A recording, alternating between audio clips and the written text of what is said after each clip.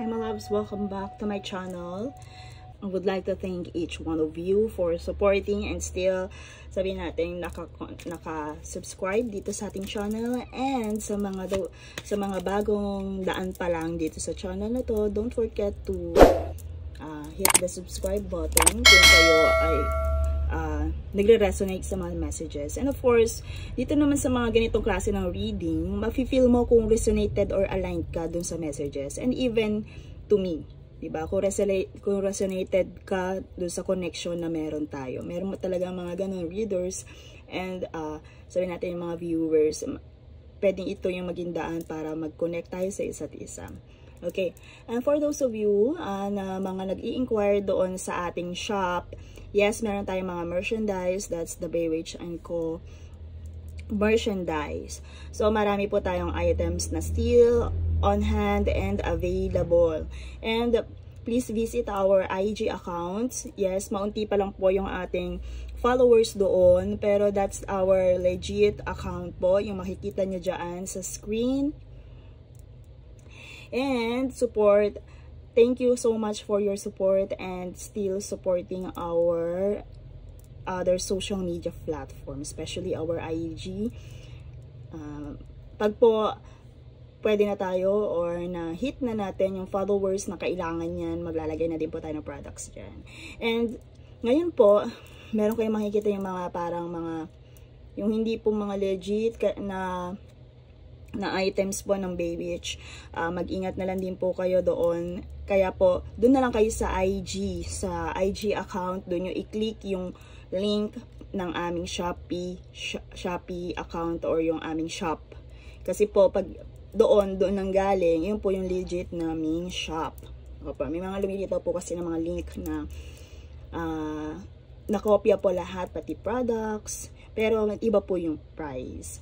So, maging ano lang po sila doon, careful. Kaya po, i-visit nyo na po ang aming IG account. Thank you so much.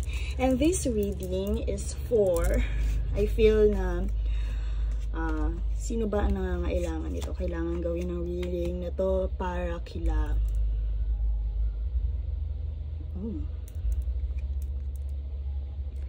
para sa ating mga sun sign ng sa ating sun sign, sa ating mga air signs. Ano ba yung mga air signs natin? That's Aquarius, Libra, Gemini, and ano pa isa? Tama. Aquarius, Libra, and Gemini. Ano ba ko naiwan? What else?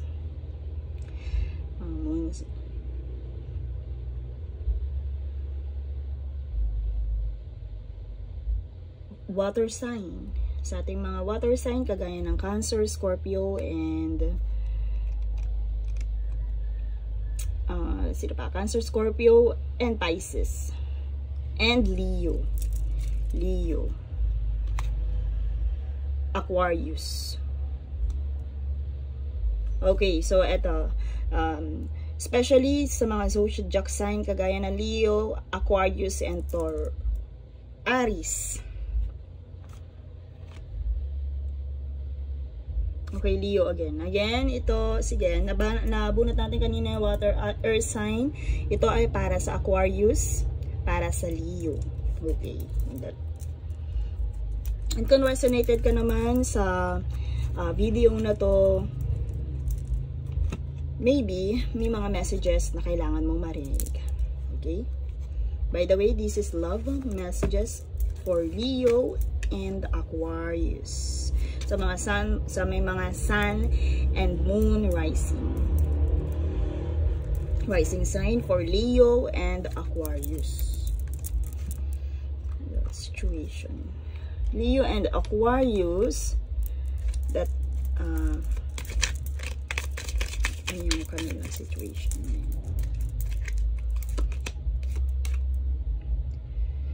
And anyone brazenly ignoring the consistent inner voice that actually has some good ideas for how you might be better handled for this whole life.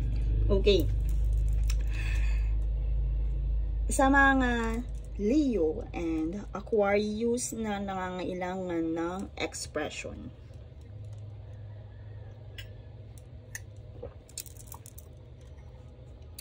Ignoring the consistent of inner voice. Expression. So, since na ito ang love reading, maybe you are currently dealing with the situationship na hindi mo masabi kung ano yung nararamdaman mo.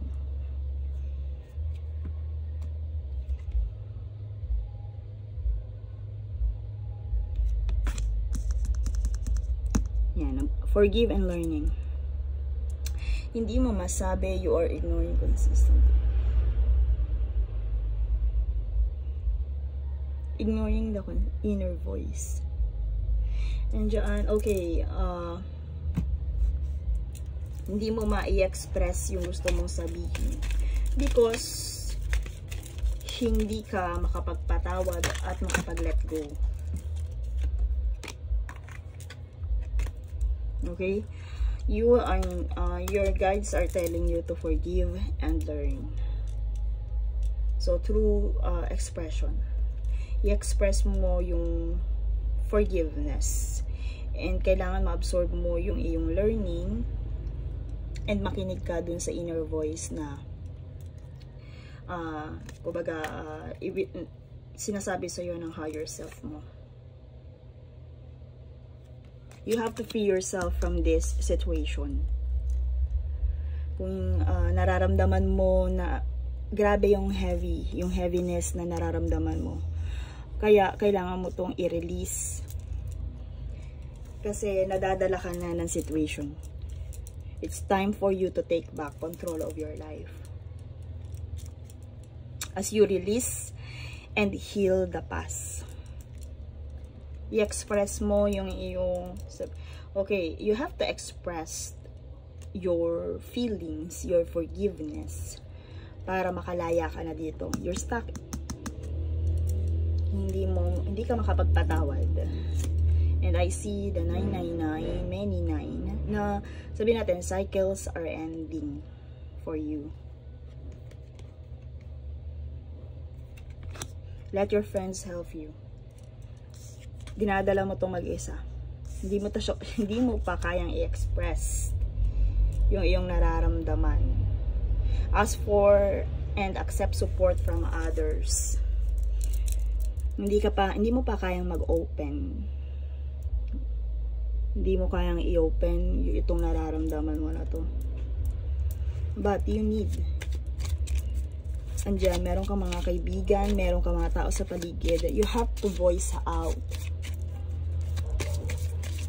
kung ano man yung nararamdaman mo. You have to forgive. I feel the heaviness in your thoughts. Ayan.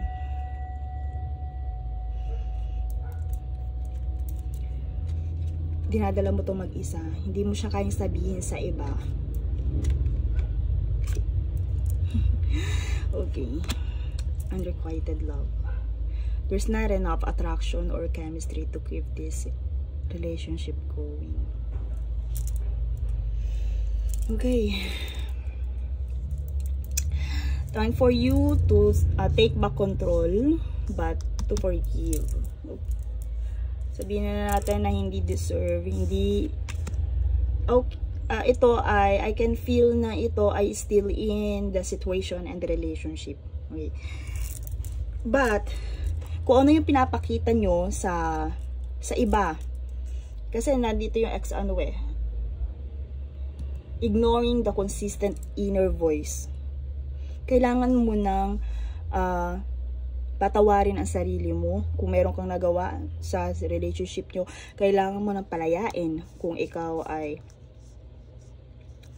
ikaw naman ang sabihin natin nasaktan, ikaw yung nangangailangan ng forgiveness, kailangan patawarin din ang sarili mo, kailangan mo din magpatawad, kailangan nyo nang palayain ang isa't isa. And yung mga taong nakapaligid sa inyo hindi aware sa nangyayari na to. Hindi sila aware dahil iba yung nakikita nila. But this card is telling you na not enough attraction or chemistry to keep this relationship going.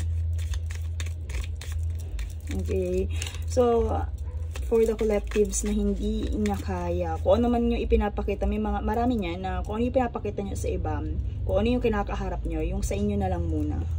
But eto the forgiveness card, you have to learning,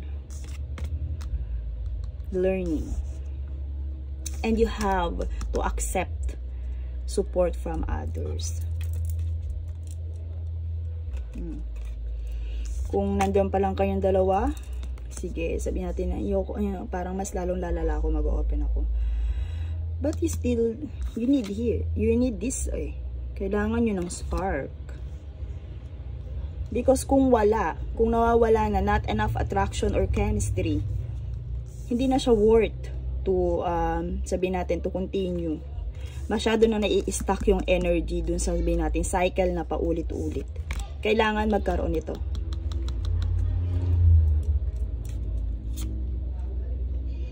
Keep an open mind. Your soulmate may differ from your usual type and expression. Baka masyado kang nag-hold on dito sa situation na to, pero sabihin na natin, ang tunay na soulmate, kung talagang siya yung maybe na ito ay you can consider mo as your soulmate, but yung true soulmate mo may differ from your usual type and expectation. Lagi mo siguro to dapat hanapin, the spark within your connection. Diba, madalang mo maramdaman yun ang totoo doon. Madalang mo maramdaman yung spark na parang, yun ang tunay na soulmate kung naramdaman mo na kahit na sa unang eye to eye nyo pa lang yung connection. And attraction, of course. Asan na yun? Wait lang. I am requited, hindi deserve ng isang relationship pag wala daw ang attraction and chemistry. Ay napakalinaw. Malinaw na malinaw yun. Attraction and chemistry. Okay, so you are suffering from this heavy energy because yung sa pinagdadaanan ng relationship na to, but you have to learn. You have to learn and you have to accept na kung wala ng spark and attraction sa inyong dalawa, kailangan na tong sabihin natin not enough. Kailangan na tong itigil or baguhin. Okay, kailangan na rin ng chemistry kung hindi pa talaga final. Kailangan makita nyo to, the attraction and chemistry.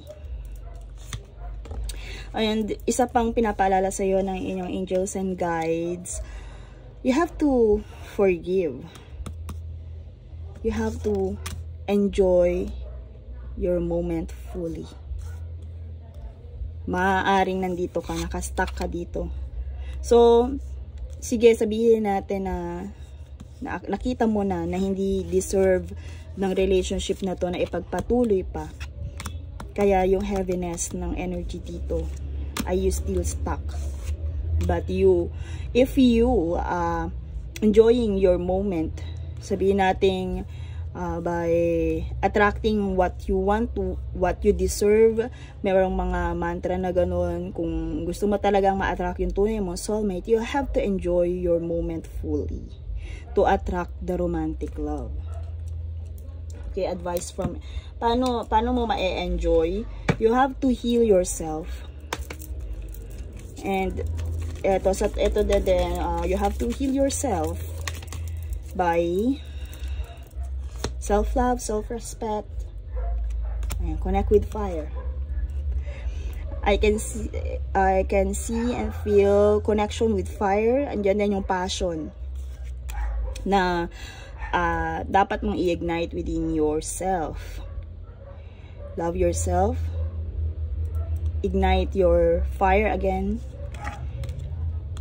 I-let go mo yung ganitong energy. Kung makikita mo yung balikat niya nakababa, diba? Dito. You have to ignite.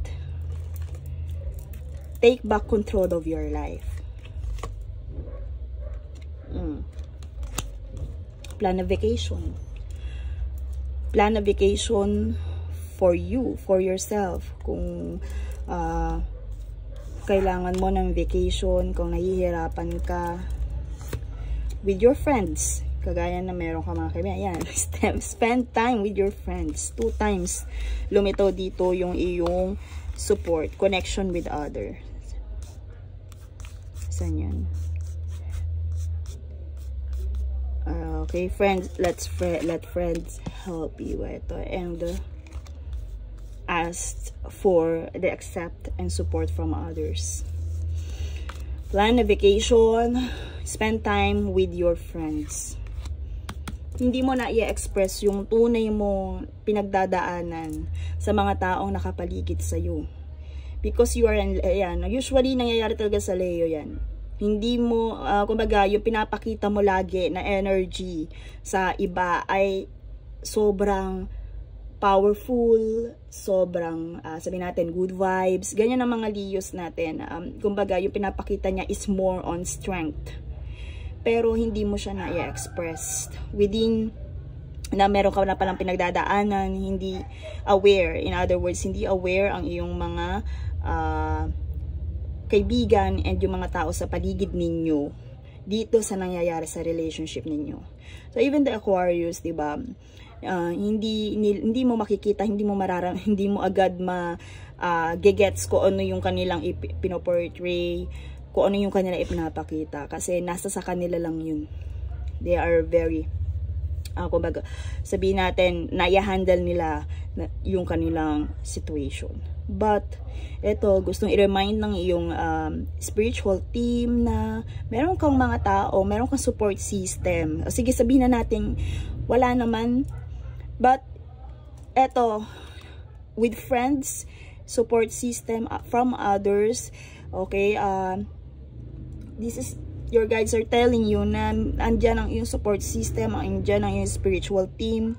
Just ask and lilitaw sila kung wala pa. Trust your guides na ipapadala nila yun. Okay? 9. Spend time. Use your hands. Kung wala, di ba? Kung sabihin mo, hindi naman talaga ako mahilig, hindi wala parang hindi ko na-feel na meron ako mapag-o-openan. Okay? The last option here is to use your hands para sabihin natin nandito ka na sa situation na to. Gawin mo na lang kung ano yung passion mo sa passion mo, yung gusto mong gawin by using your hands. So isang example dyan is to craft something, di ba? Kung hindi ka talaga labas, kung hindi ka mahilig makipag-bonding, kung hindi ka mahilig mag-travel, this is your last option. Use your hands. Ignite again. Okay? So, kung meron kang tanong sa ating spirit guides, okay, ask your angels for Leos and Aquarius. Your guides are telling you opportunity. This one, kung ano man ang nangyari sa inyo, consider that as an opportunity. Maybe mayroon ka talagang kailangan gawin. Meron kang kailangan gawin, i-culminate, i-cultivate using your hands. Or maybe this is an opportunity for you to spend time with other people. Yung talagang maaaring na-stuck ka dito sa situationship and relationship na to. It's an opportunity for you para makita mo yung mga taong nakapaligid sa'yo. Makita mo yung tunay na nagmamahal sa'yo. Diba? This is an opportunity. What else? Questions? Answers for yours, from your angels.